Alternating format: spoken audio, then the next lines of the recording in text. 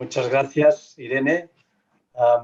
Para mí es un placer compartir un rato, unos minutos contigo y con los compañeros Daniel Piñeiro y Gregorio Obrador, unas personas entrañables por lo que representan en sus especialidades, grandes expertos y además pues, colaboradores de la obra Farrera-Rothman. Primero me presento. Soy Francesc Cardellac, soy médico internista, toda la vida unida al profesor Rothman, gran internista y gran hematólogo, y él ha sido, como saben todos ustedes o todos vosotros, pues el director de la obra Farrera-Rothman. Él me contagió el amor por la medicina interna y por su libro, porque verdaderamente su libro lleva su nombre y el de su maestro, Farreras Valentí. Por esto el libro se llama Farrera-Rothman.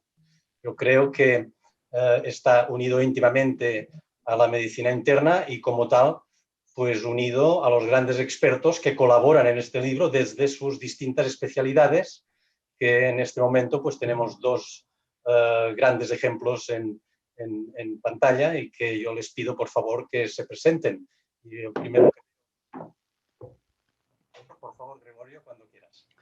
Muy bien. Bueno, muchas gracias, Francesc, y muchas gracias, Irene, por invitarme a esta sesión.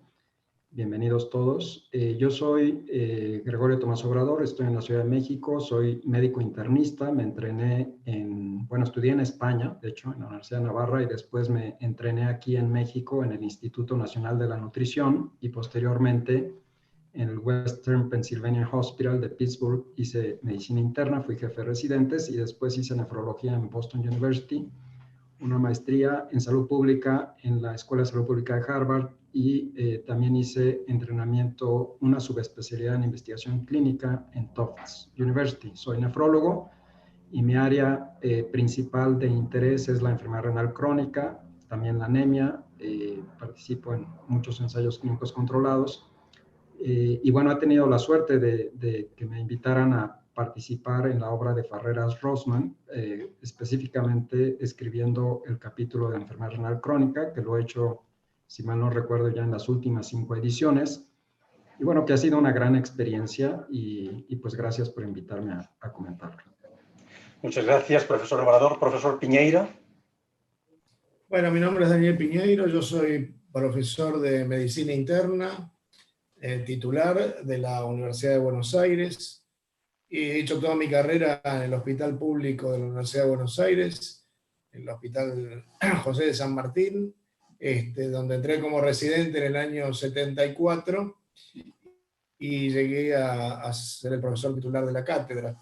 Dentro de la medicina interna me he dedicado particularmente a la cardiología y bueno, he tenido la suerte de estar involucrado en varias sociedades. He presidido la Sociedad Argentina de Cardiología, la Sociedad Interamericana de Cardiología, y en el día de hoy, como les comentaba a los amigos, he sido designado presidente electo de la Federación Mundial de Cardiología. Además, en este momento ocupo un lugar en el board del American College of Cardiology, y si bien he tenido esta prioridad por la cardiología, nunca he dejado de ser internista, y me parece que lo más importante hoy de todas las especialidades es darnos cuenta que estamos viviendo en el mundo de la multimorbilidad y que necesitamos todos converger en la clínica médica, porque los pacientes necesitan más médicos clínicos y quizá menos especialistas como nosotros. Muchas gracias, profesor Piñeiro, amigo Daniel. Acabo mi presentación diciendo pues, que yo he pasado toda la vida en la Universidad de Barcelona y Hospital Clínico. Soy catedrático de Medicina Interna de la Universidad de Barcelona y consultor senior de Medicina Interna del Hospital Clínico. Como he dicho antes, pues unido al profesor Rothman, el cual a sus 91 años todavía está al pie del cañón, en estos momentos no como actividad asistencial, pero sí actividad intelectual. Es una persona que siempre ha estado al lado de los pacientes y referente a esto yo quisiera haceros una pregunta a los dos. El libro, el Ferrera-Rothman, que es un libro de medicina interna, colaboran grandes especialistas como vosotros dos, ¿no? Entonces, la pregunta es, ¿qué representa para vosotros digamos, de calidad, cualidad o de dificultad como grandes especialistas participar en un libro como el Ferrera-Rothman, que está dirigido no a grandes especialistas, sino precisamente a internistas y estudiantes? Gregorio, ¿qué te parece? Bueno, es todo un reto. El nivel de conocimiento y el crecimiento que ha habido en a este respecto en todas las especialidades es muy alto, es prácticamente imposible dominar toda la información que tenemos. Por tanto, como autores, me parece que es muy importante pues, tener un conocimiento amplio, ser expertos de algún tema. En el caso mío es de la enfermedad renal crónica. Y creo que el trabajo que supone el escribir un capítulo de libro, pues implica mucho estudio, mucho análisis crítico de la literatura y mucha capacidad de síntesis, ¿no? O sea, poder expresar de forma clara y sucinta los avances que ha habido en la etiología, fisiopatología clínica, diagnóstico y tratamiento de la enfermedad que estamos tratando. Esto implica también pues poder sintetizar y poder determinar cuáles han sido los cambios, sobre todo yo que he tenido la oportunidad de estar escribiendo este capítulo en varias ediciones de la obra, qué es lo importante, qué es lo que realmente cambia la práctica clínica. No todo lo que se publica hay que analizarlo con mucho detalle, ¿no? Para ver qué realmente es lo que debería cambiar la práctica clínica. Y me parece que eso es justamente el reto de escribir estos capítulos y también teniendo un enfoque muy de la medicina interna. Como decía Daniel, finalmente todo converge en la clínica. Entonces, aun cuando estoy hablando, por ejemplo, de un paciente con enfermedad renal crónica, como la causa más frecuente de la enfermedad renal crónica es la diabetes, pues también tengo que hablar de cómo se maneja la diabetes, qué medicamentos sí se pueden usar, cuáles no se deben usar en pacientes diabéticos que tienen enfermedad renal crónica. Me parece que requiere también como mucho análisis y mucha claridad en la escritura para que realmente los lectores pues tengan un conocimiento actualizado de la enfermedad que estamos escribiendo. Daniel, ¿compartes esta visión de Gregorio? Sí, sí, por supuesto que lo comparto y lo reafirmo. Yo creo que hay que tener una visión holística de los pacientes. Me parece que el paciente no puede ser dividido en cuanto a especialidades o intereses de los médicos. Hay que hacer una medicina basada en los pacientes y no basada en los médicos. Y para hacer una medicina basada en los pacientes hay que tener una visión más holística, que no solamente considere las variables biológicas, sino también las variables psicológicas, sociales e incluso espirituales de las personas. Entonces me parece que la aproximación de los médicos al paciente real tiene que ser una aproximación mucho más amplia de la que tiene un especialista. Me parece que es una dicotomía que tenemos que evitar, el pensar que hay especialistas por un lado y generalistas o internistas por el otro. Me parece que tenemos campos comunes y, como bien señalaba Gregorio,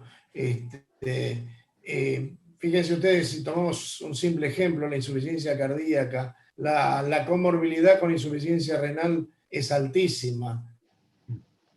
Y la coexistencia de diabetes es altísima. Y si llegamos a las nuevas drogas, por ejemplo, a los inhibidores del cotransportador sodio-glucosa, vemos que eso le sirve al control de la diabetes, pero también es renoprotector, pero también disminuye la mortalidad de la insuficiencia cardíaca. Es decir, que las conexiones son múltiples y me parece que esta es la aproximación que tenemos que hacer al paciente, una aproximación holística, completa del individuo sano y del individuo enfermo.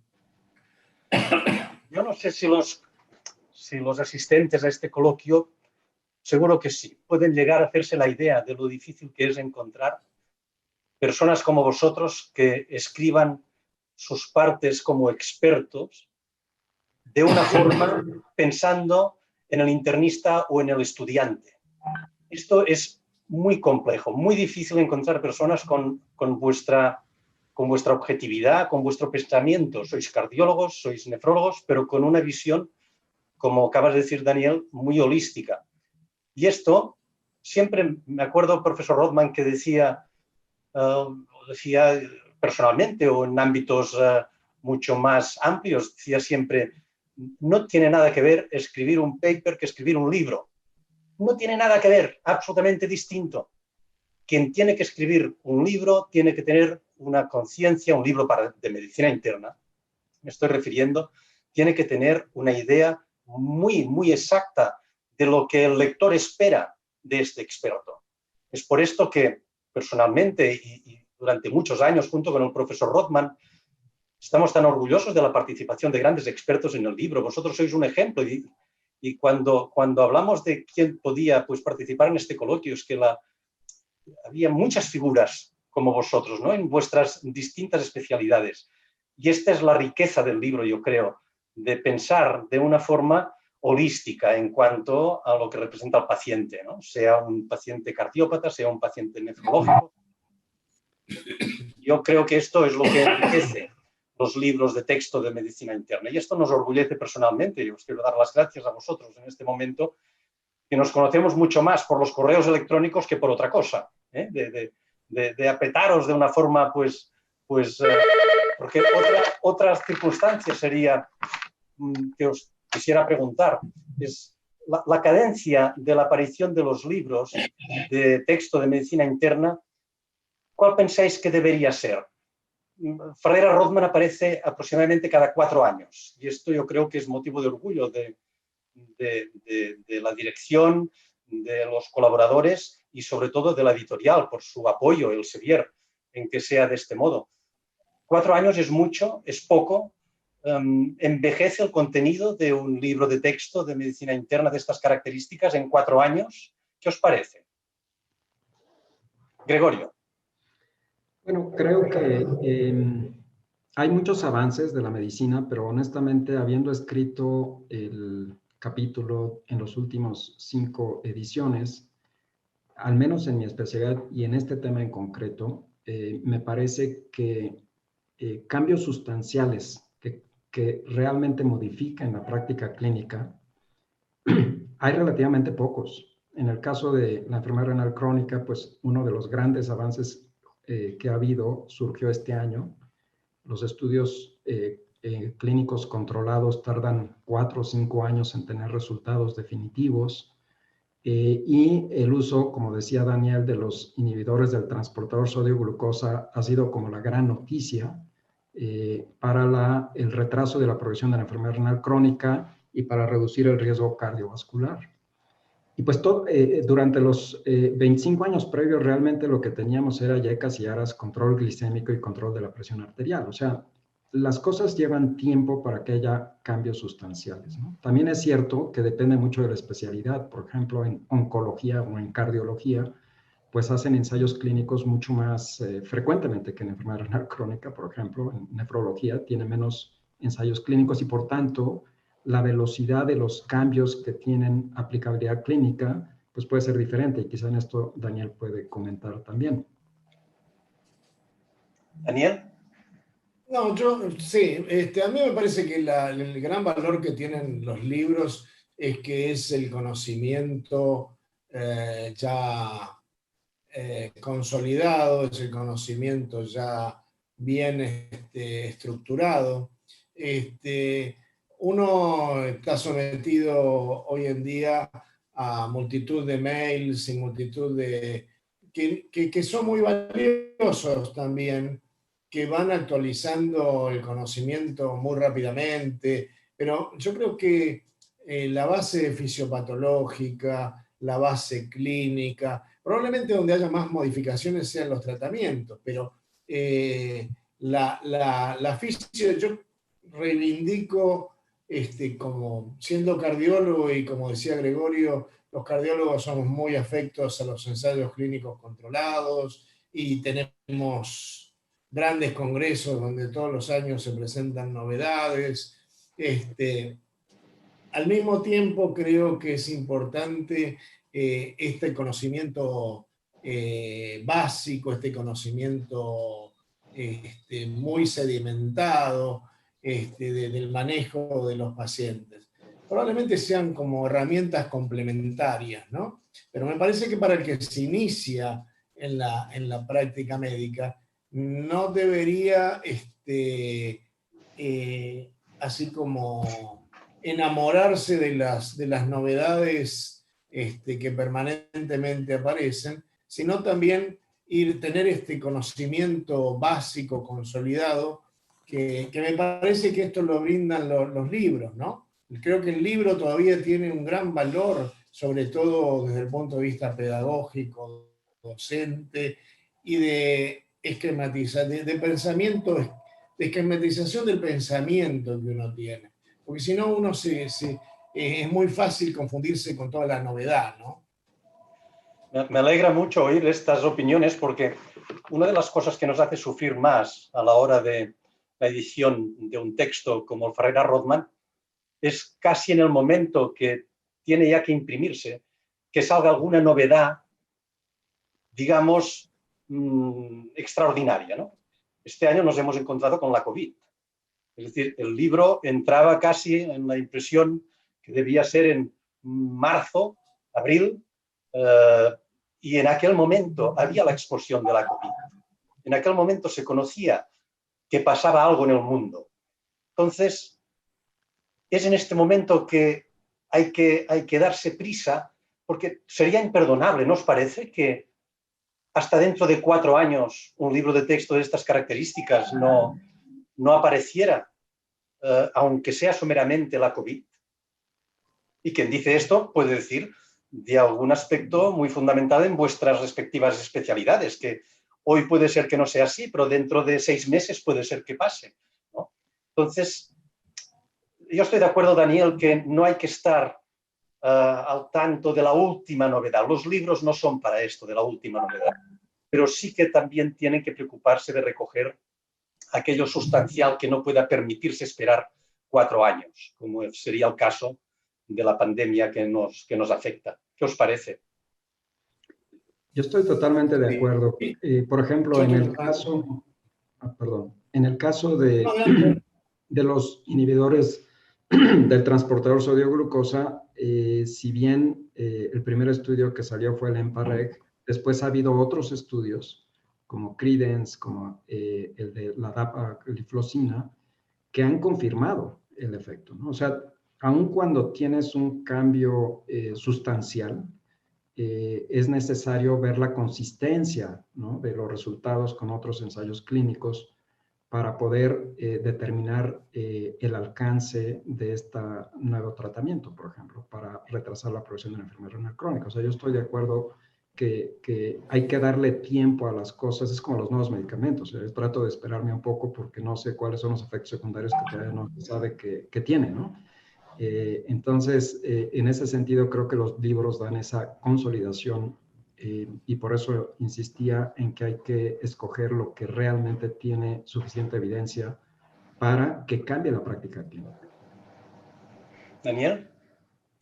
No, sí, yo creo que hay como decíamos antes, hay una visión global, una visión... a mí me parece que la función del especialista posiblemente sea profundizar justamente en esos conocimientos puntuales. Ahora, también es cierto que es un balance que tiene que haber en estas obras de síntesis entre la novedad y el conocimiento básico. Es decir, yo no creo, como decía antes, creo que sobre todo en la parte clínica, yo lo que noto es que ha habido un deterioro de las habilidades clínicas, sobre todo diagnósticas, en el examen físico, etcétera. Que eso son conocimientos básicos y que no deberían perderse. No digo detalles semiológicos como, pero por ejemplo, en la insuficiencia cardíaca, mirar las yugulares sigue siendo un elemento de extraordinario valor, Entonces, me parece que esto para el estudiante o para el clínico tiene que ser subrayado. Después que aparezcan novedades terapéuticas que muchas veces están cimentadas por la industria. Ahora, claro, hay momentos de crisis como esto de la COVID, que, bueno, ha modificado todo, ha movido todo el engranaje mundial a todos los niveles. Pero yo sigo pensando que los libros, que es bueno leer un libro de medicina, no solamente leer papers y como tú lo señalabas muy bien, es como el encuadre que uno tiene que hacer para escribir un trabajo de investigación es completamente distinto al encuadre que uno tiene que tener para una obra de síntesis que tiene que brindar lo más medular, ¿no es cierto? Esto es algo que en el Farrera-Rothman se insiste muchísimo, es decir, lo que es los aspectos semiológicos, los aspectos de la anamnesis, la exploración física, las exploraciones complementarias, cuándo hay que pedirlas, la fisiopatología. Yo creo que estos son aspectos que, como decíais muy bien, claro, los que más cambian son los tratamientos, pero no olvidar lo que es la semiología, lo que es la aproximación al paciente al lado de la cama, la anamnesis. El profesor Rothman siempre insistía aquel diagnóstico que no se pueda llevar a cabo con una buena anamnesis y una exploración física, en el 80% de los casos no iremos bien. No iremos bien porque, bueno, uno se puede desviar muchísimo, ¿no? Entonces la obra siempre ha intentado mantener esta filosofía de lo que es la etiología, lo que es la fisiopatología, lo que es el cuadro clínico, que insistimos muchísimo en la importancia del cuadro clínico, la exploración física, etc. Y luego, pues, el diagnóstico, el pronóstico y el tratamiento, ¿no?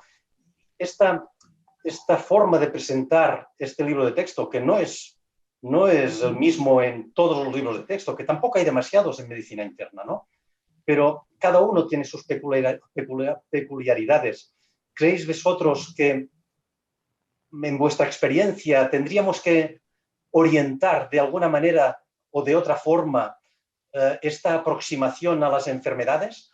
¿Tendríamos que ir más a los síndromes? ¿Os parece que aproximarnos de esta forma con una orientación o haciendo énfasis en lo que son las entidades morbosas, en todo lo que es la etiología, cuadro clínico, etcétera, es lo más adecuado para la docencia y luego para la actitud asistencial delante del paciente? ¿Creéis que el libro ayuda desde este punto de vista o solo sirve para memorizar aspectos de las enfermedades? ¿Es útil delante del paciente o os parece que podríamos mejorar en algunos aspectos? Que siempre es mejorable, sin duda alguna, ¿eh? Gregorio. A mí me parece que como está estructurado el libro, y me da gusto que hayas mencionado esto que decía el doctor Rothman, me parece que los autores también es muy bueno que tengan experiencia en educación. He sido decano de una escuela de medicina, una facultad de ciencias de la salud en los últimos 15 años. Y pues realmente el enfrentar a los alumnos, el proporcionarles la información que tienen que saber, también sirve muchísimo para después estructurar un capítulo de un libro que les sea útil tanto a estudiantes de medicina, por ejemplo, como ya incluso a residentes y especialistas que también lo leen y que les da ese marco conceptual, que les da ese encuadre, como decía Daniel, de los temas. Es muy importante tener esa base porque eso va a permitir después el tener la actualización de los conocimientos. Creo que es mucho más difícil tener un encuadre claro, ¿no?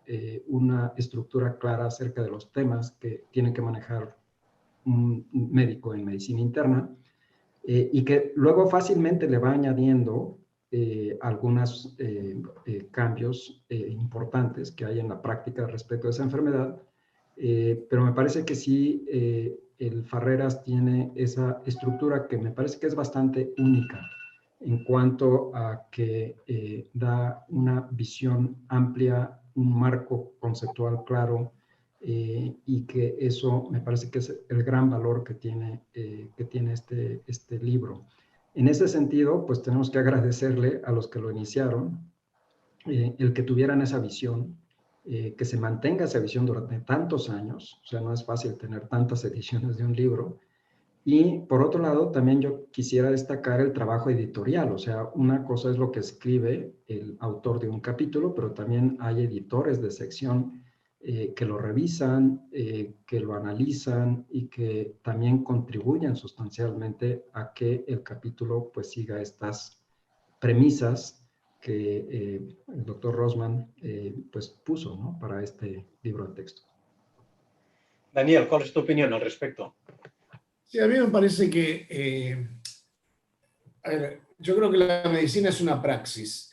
Entonces, uno no puede aprender medicina nada más que con los libros.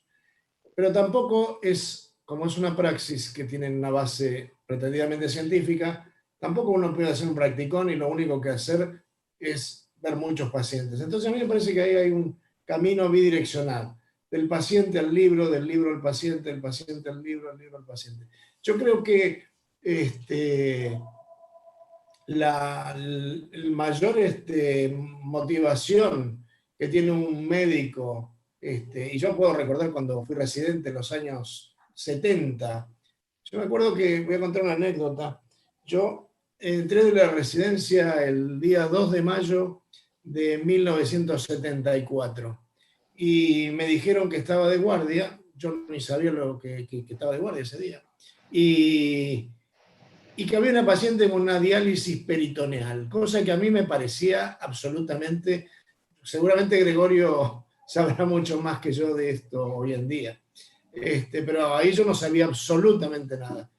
Y me entró un interés, pero furibundo, sobre la diálisis peritoneal, porque yo tenía que tomar cuidado de esa paciente durante esa noche. Y ahí necesité el libro rápidamente para ponerme al tanto de lo que era la diálisis peritoneal, de para qué servía, cuál era la fisiopatología. Es decir, me parece que el libro funciona como, no solamente como un texto que uno lo pueda leer en forma longitudinal, sino también como un elemento de consulta para cuando uno quiere ubicarse rápidamente en patologías, sobre todo en aquellas que uno maneja menos. Yo creo que es difícil que yo creo que va a ser muy difícil que Gregorio encuentre algo de nefrología en el Farreras que él desconozca. Pero probablemente si tiene alguna manifestación neurológica, vaya a encontrar cosas que no son de nuestra práctica habitual. Entonces, a mí me parece que es muy útil que el libro sea leído de adelante para atrás, de atrás para adelante, que se entre por el medio, que se subraye, que aparezcan dudas con lo que dice el libro, que eso nos obligue a ir a consultar otra fuente. Sí, me parece que ahí hay un juego que es interesante desde el punto de vista intelectual, ¿no? Dejadme que os pregunte algo que siempre está en discusión, es decir, ¿qué es la medicina interna? ¿No? Por suerte, la medicina ha avanzado a pasos agigantados, digamos, en los últimos 70, 80 años, gracias al desarrollo de las especialidades. Esto es una evidencia clarísima de vuestras especialidades y de otras especialidades, ¿no? Esto es lo que ha hecho avanzar la medicina. Incluso dentro de vuestras especialidades hay líneas, iba a decir subespecialidades, pero me parece que no existe esta palabra como tal, reconocida, pero sí que hay cardiólogos que se dedican a la electrofisiología y que ya no les hagas ver demasiado a un paciente con insuficiencia cardíaca, porque su función y su labor es estar dentro de un laboratorio con un paciente, pues analizando qué le pasa en lo que se refiere a la actividad eléctrica del corazón.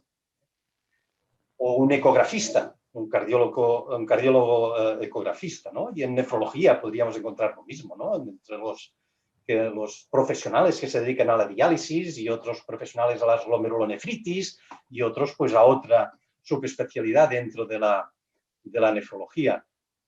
Entonces, siempre ha habido esta discusión de qué va a pasar con la medicina interna. Y en cambio, aquí estamos insistiendo que una visión holística del paciente pues tiene que persistir y tiene que potenciarse, porque es la base de la relación médico-paciente y además es la forma de que se cometan menos errores. ¿Qué os parece cuál es el papel del internista como tal? Porque la especialidad existe de la medicina interna. ¿Cuál es el papel de la medicina interna en vuestra opinión? Gregorio. Bueno, pues en este sentido puedo contestar diciendo cómo decidí hacer nefrología. Durante la carrera de medicina me gustó mucho la cardiología, pensé ser cardiólogo. Sin embargo, ya después, cuando terminé la carrera y cuando ya estaba, lo que me quedaba claro es que quería hacer medicina interna, no me interesaba ninguna otra rama troncal, tipo la pediatría o la ginecobstetricia o la anestesiología, por ejemplo, pero no sabía qué especialidad seguir, ¿no? Definitivamente quería hacer una especialidad porque si uno quiere tener un conocimiento más profundo, pues tiene que ser un área del saber más pequeña, virtualmente imposible saber todo de todo, ¿no? Pero por otro lado, me di cuenta que quería hacer una especialidad en donde viera de forma integral al paciente. Y pues estuve pensando en las especialidades. Algunas son súper especializadas. Por ejemplo, pues en la cardiología hay gente que se dedica a la cardiología intervencionista o a la ecocardiografía. Y en otras especialidades también, y pues me di cuenta que había algunas especialidades en donde tienes un componente de medicina interna muy fuerte. El enfermo renal crónico, pues cuando fallan los riñones falla todo. Entonces tienes que saber de todo.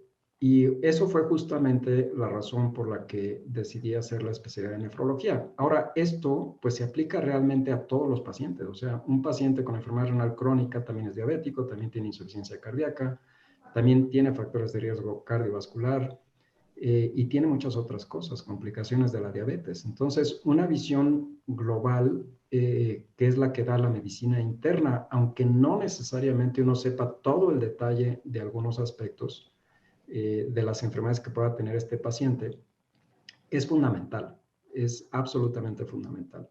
Es como ser un director de orquesta, o sea, el internista es el director de orquesta, ¿no? Puede requerir el apoyo de algunos especialistas, por supuesto, pero eso no quiere decir que no haya un director de orquesta. Y el director de orquesta, pues es la medicina interna lo que lo da, ¿no? Por tanto, a mí me parece esencial en cualquier especialidad saber medicina interna, porque de otra forma, pues los pacientes acaban siendo vistos de forma muy fragmentada, en donde tienes muchos especialistas que difícilmente se ponen de acuerdo, que ven las cosas desde su punto de vista, pero que no hay una dirección en qué es lo que le conviene al paciente. Daniel. Bueno, yo quiero decir dos cosas. Primero voy a decir una cosa seria y después una cosa menos seria. La más seria es que debemos volver a la medicina basada en los pacientes y no la medicina basada en los médicos. Me parece que hay una medicina basada en los médicos, es decir, yo que he estado en un hospital de clínicas durante más de 40 años, si el paciente va al 8º piso, que es nefrología y tiene insuficiencia renal, tiene insuficiencia cardíaca como comorbilidad. Baja al 7º piso, que es cardiología, y pasa a tener insuficiencia cardíaca, comorbilidad y insuficiencia renal. En realidad el paciente es uno solo, y alguien tiene que verlo como uno solo. Y lo que voy a decir un poco más en forma jocosa, pero me van a entender porque seguramente ustedes son amantes del fútbol como yo y perdimos a Maradona hace poquito. Ustedes vieron que hay arqueros, que hay número 3, número 4, pero siempre en un equipo de fútbol es necesario un buen número 5. Y yo creo que es la función del clínico. ese número 5 que es el que distribuye el juego, que es el que siempre está dispuesto a defender, a atacar, a ir a la derecha, a ir a la izquierda, es decir, el que probablemente no sea el mejor para hacer los goles porque no es un centro forward, tampoco será el mejor para marcar la punta izquierda o la punta derecha, pero es el que tiene una visión global, el que tiene una visión global del campo de juego y el que dice, vamos por este lado, vamos por aquel lado. A mí me parece que el clínico es recontra fundamental en toda atención de un paciente. Y a pesar de ser especialista, yo creo que nosotros debemos conservar la formación clínica. Yo nunca hay jóvenes cardiólogos que dicen, he perdido 3 años haciendo una residencia de clínica médica porque después hice cardiología. No perdió 3 años. Es imprescindible para los que hacemos especialidades clínicas tener una sólida base clínica, porque esa sólida base clínica, por supuesto no podemos saber todo de todo, pero tenemos que saber de todo, aunque sea superficialmente, para saber para dónde orientarnos. Yo seguramente no soy un buen nefrólogo, pero si el paciente viene con los miembros inferiores edematizados, si tiene 5 gramos de proteinuria, sé que tiene un problema en renal, que tiene un problema glomerular, y bueno, ahí lo derivaré al nefrólogo, lo llamaré por teléfono y le dirá, mira, acabo de ver un paciente que tiene una glomerulopatía, me parece que necesitamos tu apoyo. Pero a mí me parece que es importante el clínico como el coordinador global del paciente. Y repito lo que dije inicialmente, no solamente los aspectos biológicos, sino también los aspectos psicológicos, sociales, espirituales. Me parece que los médicos hemos ganado mucho en el terreno biológico, pero una de esas hemos perdido en otros terrenos, ¿no? Vosotros, como grandes especialistas en vuestras áreas, sois a la vez grandes investigadores, y esto lo muestran vuestros currículums con las publicaciones en vuestros campos específicos. Esto en la medicina interna es un poco más difícil. No es imposible, ni mucho menos, y además es que el internista tiene que investigar, según mi opinión. No sé si compartiréis la misma idea. Hay campos en que el internista puede investigar.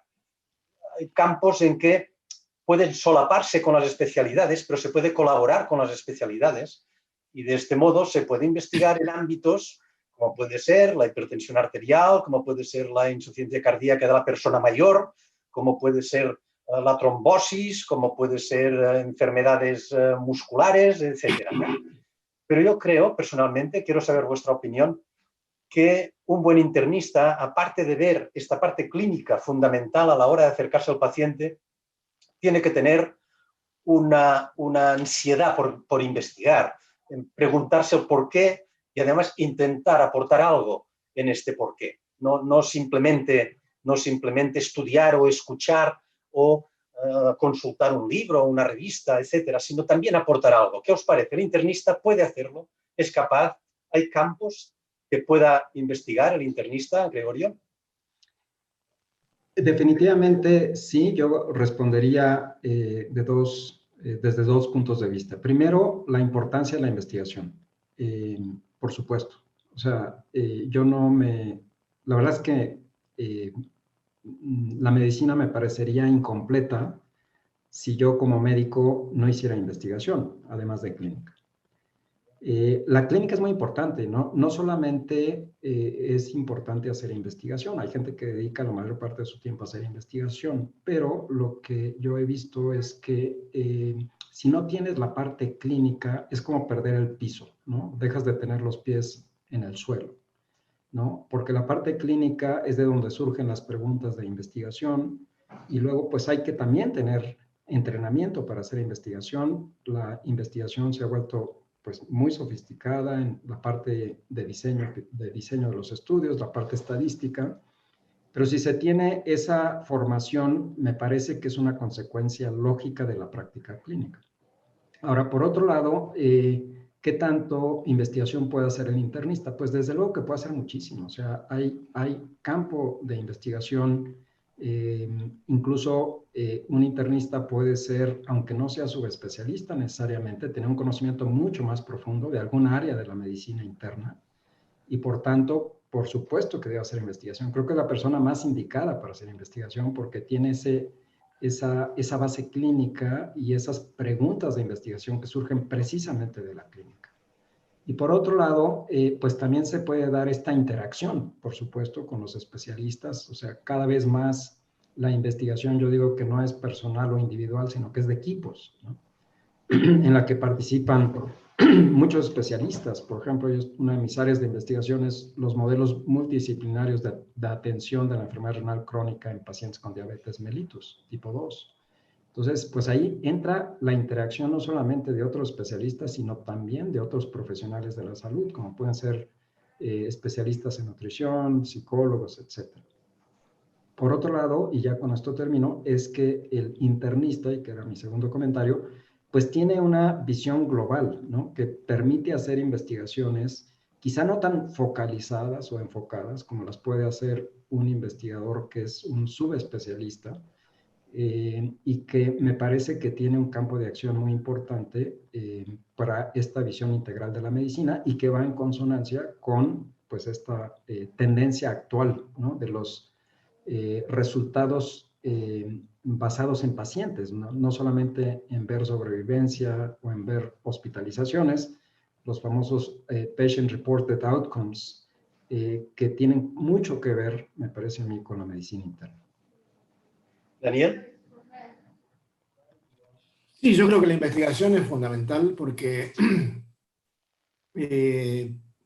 no solamente porque nos modela, sino también porque creo que es la manera de, lo que tú decías, de contestar las preguntas que se nos presentan. Yo creo que los médicos debemos tener preguntas y debemos tratar de contestar estas preguntas. A mí me parece que el clínico tiene un área muy importante de investigación, que es la implementación de los tratamientos. Es decir, cuando uno piensa en la investigación en hipertensión arterial, piensa, qué sé yo, en el riñón de Goldblatt. Entonces dice, bueno, si yo no trabajo con ratitas y con conejitos, eso es investigación de veras. Y la verdad que la realidad es que, por ejemplo, en la Argentina, y no creo que en España o en México sea muy diferente, más de la mitad de los pacientes hipertensos no están recibiendo el tratamiento que merecen, no están controlados o no saben que lo son. Entonces, ¿cómo hacemos cómo implementamos la medicina para que le llegue a todas las personas? ¿Cómo implementamos los sistemas? Lo que decía Gregorio, el tratamiento del paciente diabético de una forma múltiple. Yo me pregunto, por ejemplo, ¿será mejor que usemos antihipertensivos de A1 llegando a la dosis máxima como hacía yo cuando era residente? ¿O será mejor empezar con 2 drogas y agregando, digamos, hay un montón de preguntas que son de la práctica cotidiana y de la cual no tenemos respuestas claras, y me parece que es importante.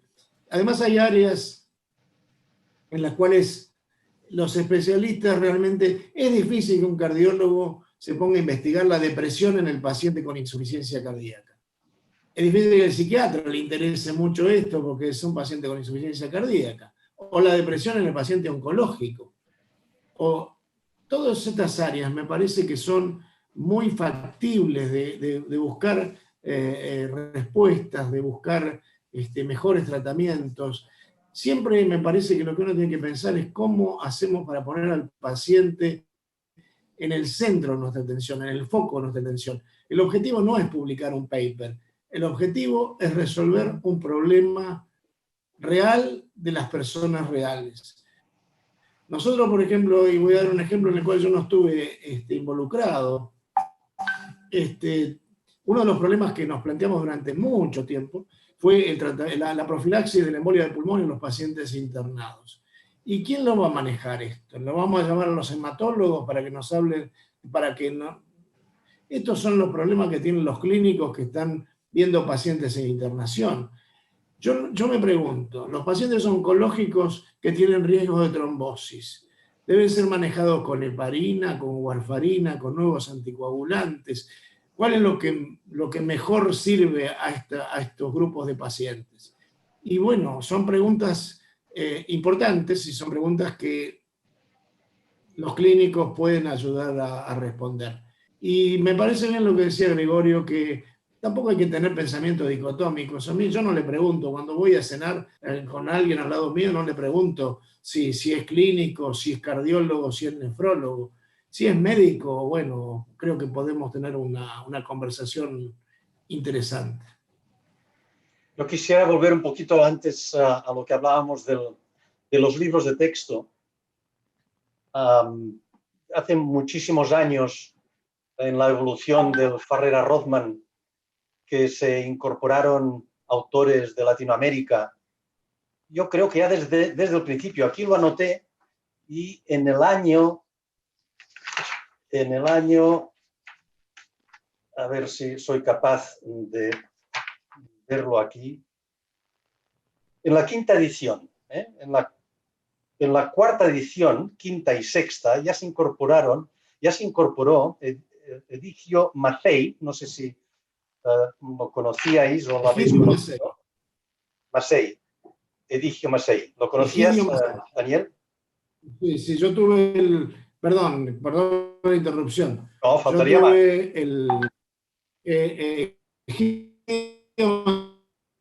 Massey fue profesor titular de medicina interna de la primera cátedra de medicina.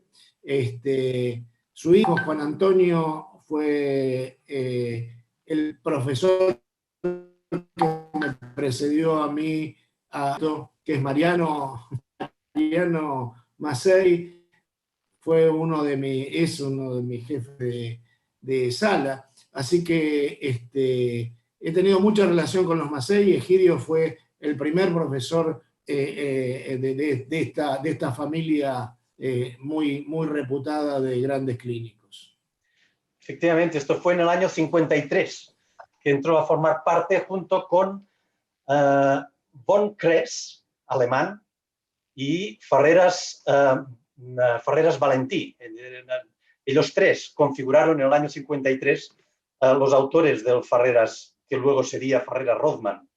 Sabéis que el Farrera-Rothman viene del Bondomarus, que es un libro de texto de medicina interna que apareció en el año, me parece que era 1929, que fue la primera edición, o por ahí, y que luego evolucionó a través de Farreras padre, el Farreras Sampere, que era médico y veterinario, ¿no? Es decir, la historia, por este lado, ya yo creo que apoya la idea de Rothman, que siempre ha tenido, y personalmente totalmente de acuerdo, en la necesidad de que participen autores de Latinoamérica. Porque uno tiene a veces la tendencia a hacerlo fácil, ¿no? Y de buscar el entorno, que es lo más cercano, es lo más fácil, ¿eh? Pero buscar a los grandes especialistas como vosotros, con pensamiento de internista en Latinoamérica, yo creo que esto es fundamental, ¿no? Y el resultado es este libro en lengua española, que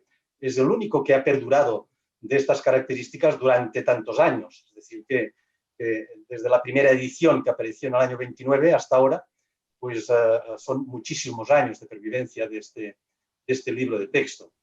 La pregunta iba, y hemos hablado del internista del presente, el internista que tiene futuro, la necesidad de investigación.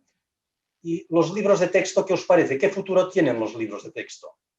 Hoy en día que estamos con todo lo que es los medios electrónicos y los teléfonos que contienen todas las cosas que podamos conseguir en un momento, ¿los libros de texto tienen sentido? ¿Son útiles? Porque yo me acuerdo ya desde hace pues 15 años, 15 o más años, que empezaron a salir ya estas discusiones sobre el futuro de los libros de texto.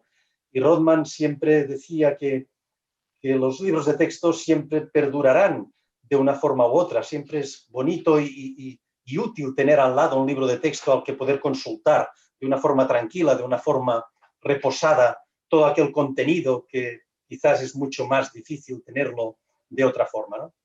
¿Qué os parece? ¿Tenemos que seguir creyendo en los libros de texto? Daniel o Gregorio.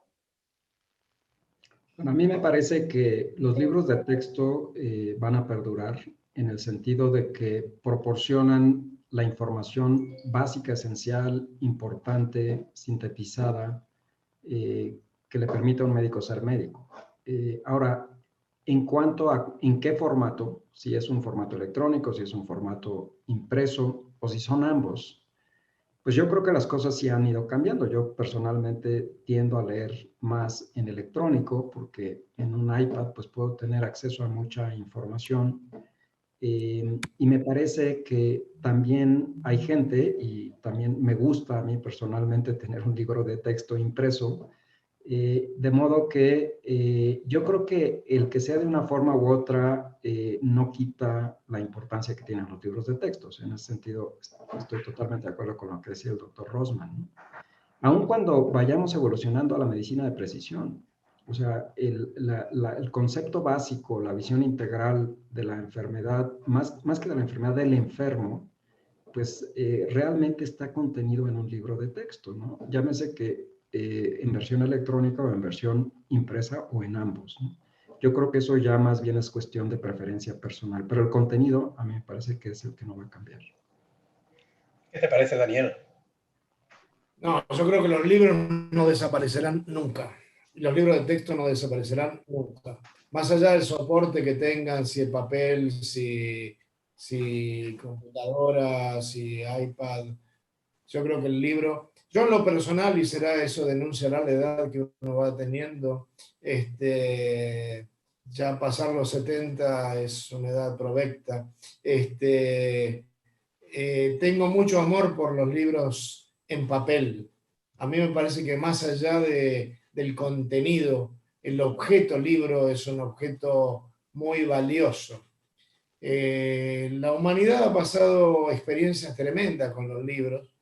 Se ha llegado a quemar libros. Y a mí me parece que quemar libros es como quemar personas. Es decir, el libro a mí me parece que tiene un valor.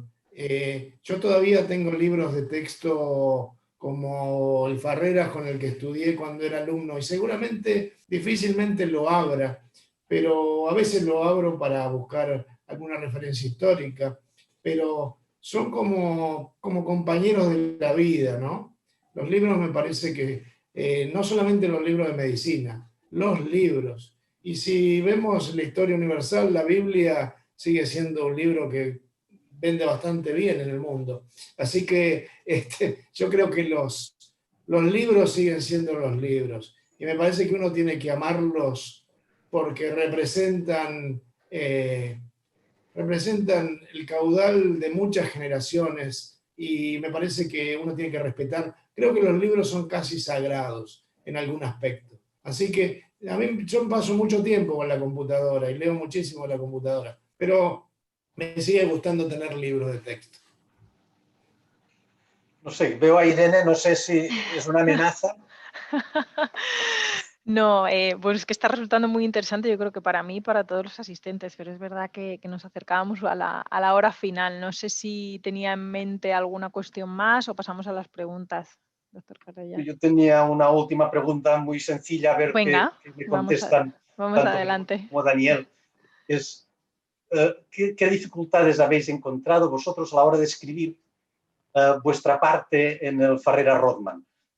Porque, como he dicho antes, no es lo mismo escribir un trabajo de investigación que un párrafo o 3 páginas o 4 de un libro de texto, donde hay que condensar las cosas y donde hay que pensar a quién va dirigido. Gregorio, ¿te representa mucha dificultad o tu experiencia como internista nefrólogo sabes perfectamente identificar aquellos puntos que son necesarios incidir para el futuro estudiante o para el estudiante y para el futuro médico? Yo creo que son 2 elementos. Primero, la claridad y segundo, la actualización del contenido.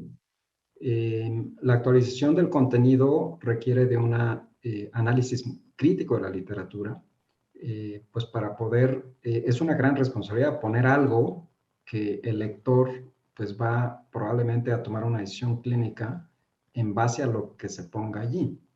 Por tanto, es muy importante ese trabajo de síntesis crítica para poner realmente lo importante en un espacio pues bastante limitado. No puede ser, como decías, un artículo de investigación no es lo mismo que un capítulo de un libro. O sea, en pocas palabras hay que decir lo importante y lo que es relevante para la práctica clínica. Y por otro lado, pues también creo que el gran reto es hacerlo de forma clara, de forma que el lector lo entienda y entienda exactamente la idea que uno quiere poner. Daniel. No, a mí me parece que sí, que coincido plenamente y creo que lo fundamental me parece que más allá de ser clínicos o especialistas, todos nosotros hemos sido responsables de docencia, de jóvenes médicos, de alumnos, etc. Y me parece que es bueno ponerse en el lugar de ellos y seguramente tenemos todos la misma experiencia. Yo cuando empecé a dar cátedra, usaba 60 diapositivas. Luego pasé a 20 y ahora creo que muestro 6, pero no es solamente en virtud de sintetizar, sino también en virtud de señalar qué es lo importante, lo fundamental, y tampoco resolver todos los problemas, sino también plantear cuáles son las dudas que todavía quedan, cuáles son los caminos que se pueden abrir, que son muy amplios, ¿no? En muchos conceptos de la medicina. Pero me parece que lo fundamental es ponerse en el lugar del otro y usar las habilidades buenas o malas que uno haya obtenido de la pedagogía, ¿no? Muchísimas gracias a los dos. Irene. Gracias a todos. Y desde luego tenía que lanzar esa pregunta, muy interesante. Bueno, pues tenemos por aquí varias preguntas de los asistentes. Voy a intentar resumir. Por aquí nos preguntan que cuál va a ser el futuro, ¿no?, de los internistas en el siglo XXI en general. ¿Qué opináis también de la medicina de precisión? Y si quizá pues sería, que tampoco desconozco si hay algún contenido en el Farrer, ¿no?, sobre esto, o si en algún momento se pretende incluir, o no sé, bueno, un poco abierto aquí para que despejéis esta duda. Daniel y Gregorio lo han dicho muy bien, ¿no? Yo creo Sí. que el futuro de la medicina interna está asegurada. Es decir, es quizás lo que aglutina dentro de todas las especialidades esta atención holística del paciente, todo lo que es una aproximación, una buena anamnesis, una buena exploración física, para no perder el norte en los pacientes. Por suerte tenemos grandes especialistas en sus áreas que progresan y que hacen avances en la medicina, pero yo creo que la medicina interna, en todos los ámbitos, incluso de las especialidades, porque siempre hay estas líneas que no son muy claras de división, el internista puede ayudar muchísimo, puede colaborar y puede hacer de este número 5 que decía Daniel Piñeiro con tanta objetividad, ¿no? Ellos se han manifestado en el mismo sentido, me parece. Yo creo que resumo un poquito lo que han dicho ellos. Fenomenal. Luego también nos preguntaban, yo me imagino que será un estudiante, precisamente, ¿no?, que cómo podía ayudar la obra Farrer-Rothman, que por cierto también traslado el agradecimiento de muchas personas a los tres por seguir, ¿no?, creando este contenido y actualizándolo cada año. Bueno, pues cómo realmente esta obra ayuda al estudiante, en qué fases, cómo pueden abordarlo, porque al final es un texto muy completo, ¿no? Entonces, y muy completo y muy complejo. Entonces, pues es un poco esa pregunta genérica que nos lanzan, como también sois profesores, ¿no? Entonces... Claro, seguro que la opinión de Gregorio y Daniel será muy útil. La mía personal es que el estudiante, a lo largo de su carrera, hay momentos que son, bueno, depende de los planes de estudio también, ¿no? Pero un libro de texto el estudiante lo tiene que tener, un libro de texto impreso. El estudiante creo que lo tiene que tener sin ninguna duda. ¿En qué momento? Pues es posible que sea en aquel momento en que tome contacto con el paciente, en el primer momento que tome contacto algo continuado con el paciente. En algunas universidades esto sucede pues muy pronto, en otras sucede un poquito más tarde, pero en cualquier caso el estudiante en el momento que tiene contacto con el paciente tiene que tener un libro de texto impreso a su lado. No sé la opinión de Gregorio y Daniel, que si coincide mucho o no con la mía. No, yo también estoy de acuerdo. Creo que durante el periodo de formación clínica, durante la carrera de medicina, es fundamental tener una guía sólida que es un libro de texto. Digo, yo así lo hice. Yo tenía mi libro de texto de medicina interna y pues realmente allí es donde adquirí las bases, ¿no? Y yo diría que también, no solamente durante la carrera de medicina, sino posteriormente también. O sea, uno no es experto en todos los temas y frecuentemente hay que revisar cuál es el enfoque de la enfermedad acidopéptica, porque ahora tengo una insuficiencia renal con enfermedad acidopéptica, y que también uno recurre a un texto de síntesis, como puede ser un libro como el de Medicina Interna de Farreras. Daniel, ¿estás de acuerdo? Sí, sí, totalmente. Pero lo que le diría a un estudiante, porque la pregunta de Irene venía de un estudiante, es primero que se quede tranquilo, que no se sienta abrumado por la medicina. La medicina es abrumadora, uno siente que nunca... Y lo primero que le diría es que si yo, que tengo una inteligencia media, he podido llegar a ser profesor titular, seguramente con un poco de esfuerzo y lo va a poder hacer. Los médicos no somos... Yo creo que para ser inteligente, si uno fuese inteligente haría filosofía, matemática, pero para ser médico no se necesita una inteligencia superior. Sí, sí se necesita una vocación, sí se necesita una vocación, y una vocación fundamentalmente de servicio, una vocación de que yo quiero ayudar a este paciente, pero no se sienta abrumado. Y a mí me parece que yo le recomendaría dos cosas: un ida y vuelta con el paciente, es decir, si usted ve un paciente interno, uno llega ahí a la cátedra de medicina y le dice, bueno, vaya a hacer anamnesis, vaya y hable con el paciente. Yo le digo, bueno, trate de no preguntar mucho, usted escuche pero con el oído abierto, porque es más lo que le puede decir el paciente lo que usted le va. Después haga alguna pregunta, pero primero escuche. Y llega a la conclusión de que el paciente tiene disnea, que le falta el aire. Entonces vaya al libro y fíjese por qué se produce la disnea. Esa es una manera de ir del paciente al libro con la pregunta concreta. Y después, en algún momento, haga una lectura vertical. Es decir, vaya a leer toda la gastroenterología, lea toda hepatología, porque quiero repasar hepatología. Pero contestarse las preguntas que van planteando los pacientes. Yo, por ejemplo, voy a una sala de internación y dice, mire, este paciente, me dice el residente, tiene un lupus y le estamos dando tal tratamiento. Y yo no entiendo nada qué es el lupus, ni qué es el tratamiento, ni nada. Entonces voy al libro y eso va a aprender mucho más porque el lupus pasa a tener la cara de ese paciente. Después, obviamente, cuando estudie reumatología, tendré que ver más verticalmente ese tema.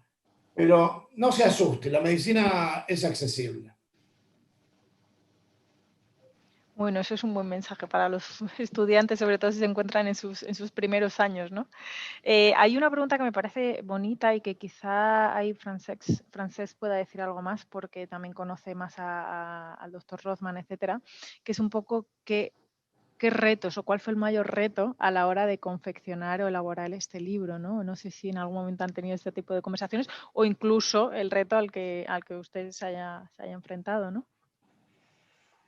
Yo creo que es un libro con una historia tan prolongada. El libro nace en el 29 porque lo traduce Farreras Sampere, que era el padre de Farreras Valentí, lo traduce del alemán al español. Era un libro pequeñito, un manual de medicina pequeñito y que lo tradujo sencillamente. La cuestión del libro y en realidad la elaboración del libro parte de Farreras Valentí, del hijo de Farreras Sampere, cuando empieza a añadir aspectos propios. Posteriormente fue Rothman, que se añadió con Farreras Valentí, su maestro, y entre ellos dos tenían una gran experiencia clínica, eran grandes internistas, pero eran hematólogos al mismo tiempo. Es decir, los dos eran hematólogos, pero siempre se creyeron internistas en primer lugar. Esto les dio la capacidad de poder coordinar y de poder aglutinar dentro de este conocimiento a toda una serie de especialistas y que pudieran reflejar el conocimiento de estos especialistas de una forma muy orientada a las necesidades del internista en general. Y cuando hablo de internista en general es del internista de medicina interna y el internista cardiólogo, el internista nefrólogo, etcétera, etcétera. Por lo tanto, el mérito lo tienen estas dos personas, Farreras Valentí y Cyril Rothman, que son figuras, yo creo, irrepetibles en nuestro ámbito. Yo solamente he aprendido mucho de Rothman, he sido su alumno, he sido interno por oposición cuando hacía cuarto de carrera, posteriormente fui residente de medicina interna con él y luego he colaborado con él toda la vida en los aspectos de asistencia y de docencia y posteriormente en el Farrera Rothman desde hace muchísimos años como colaborador, posteriormente como subdirector y en esta edición como codirector. Por lo tanto, yo personalmente no tengo ningún mérito, el mérito es de las personas que han hecho este libro, de todos los colaboradores como Daniel, como Gregorio, que creen en el libro y que cuando escriben pensando en las necesidades del internista general o internista especialista, ¿no? Por lo tanto, esta es la gran dificultad, encontrar buenos especialistas internistas. Aquí está el secreto del buen libro, como es el Farrera Rothman. Sí, desde luego, ¿no? Contar con colaboradores, ¿no? De todas las áreas y de diferentes países, ¿no? Que también enriquece. Sí, perdón, Daniel, adelante. No, simplemente porque creo que Frances ha sido muy tímido en su apreciación. Yo creo que es muy importante porque el alma del libro lo ponen ellos, que son los editores principales de la obra. Nosotros con gusto colaboramos, pero me parece que hay un trabajo editorial, un trabajo de verificación, de coordinación, que yo creo que hay que reconocer particularmente hoy en día en Rothman y en Frances, y creo que, como dijo Gregorio antes, no es poco la intervención editorial. Yo creo que hay que separar lo que es simplemente alguien que imprime libros que alguien que hace un trabajo editorial. El trabajo editorial es muy importante en cuanto a darle estructura a la obra. Entonces a mí me parece que acá hay un trabajo que probablemente no se vea tanto, pero que luce mucho, que es el trabajo de organizar y mantener una obra como esta y mantenerla por casi 100 años. Me parece que hay que averiguar bien la fecha del 29 para festejarlo cuando se llegue a los 100 años de la obra. Cierto. Bueno, es el 29, la primera edición fue el 29. Bueno. Lo tendremos en cuenta, desde luego, nosotros si seguimos con vosotros. A ver. Eso espero. Fenomenal, pues yo creo que vamos a dar por finalizado por no extendernos mucho más, aunque os diré que los asistentes están hasta el final, no hemos notado mucha bajada a pesar del tiempo, así que muchísimas gracias a los tres por participar en este evento dentro de la feria virtual, ¿no? Del libro del Sevier que hemos tenido que hacer este año por primera vez. Gracias también a los asistentes que nos han seguido y han sido muy interactivos durante toda la sesión. Mi compañero Alejandro se ha estado contestando con algunas dudas sobre dónde encontrar el libro o más información, etcétera, etcétera. Y bueno, les dejo que se despidan. Pues yo, en fin, que he estado contentísimo de poder compartir este rato con los compañeros y con todos los asistentes y contigo, Irene, y con Alejandro. decir, esto ha sido un orgullo para mí compartir estos ratos, porque es verdad que el trabajo del libro a veces es un trabajo que no ves la cara de la mayoría de veces, la mayoría de veces, no ves la cara de los colaboradores. Sabes quiénes son, sabes dónde están, sabes que han participado en muchas ediciones y que no fallarán. Esto es algo que siempre nosotros pues deseamos, ¿no? Que no fallen porque los necesitamos. Y bueno, pues agradecer a Gregorio, a Daniel, pues su amabilidad en participar en la obra, en participar en esta mesa redonda y a ti, Irene, y a todos, y el Xavier en especial. Muchísimas gracias. Gregorio, Daniel. No, pues muchísimas gracias por la invitación. Creo que ha sido una mesa redonda muy interesante y muchas gracias por las preguntas de los asistentes. Y pues no me queda más que agradecer a Francesc, a Daniel, a Irene por invitarnos a esta interesante reunión. Bueno, yo también me hago eco, quiero agradecerles la oportunidad de compartir estos momentos y la comprometo a Irene para el año próximo que nos veamos en vivo y en directo, porque nosotros somos argentinos y nos gusta abrazarnos, besarnos. Me parece que la COVID, sí, bueno, somos latinos, así que espero poder ir a visitar Barcelona, ir a visitar México, ir a visitarlos a todos ustedes, poder dar un fuerte abrazo en lo personal y realmente estoy muy contento de pertenecer a esta familia del Ferreras. Muchísimas gracias. Espero que así sea. Gracias a todos. Gracias, Irene. Hasta luego. Muchas gracias.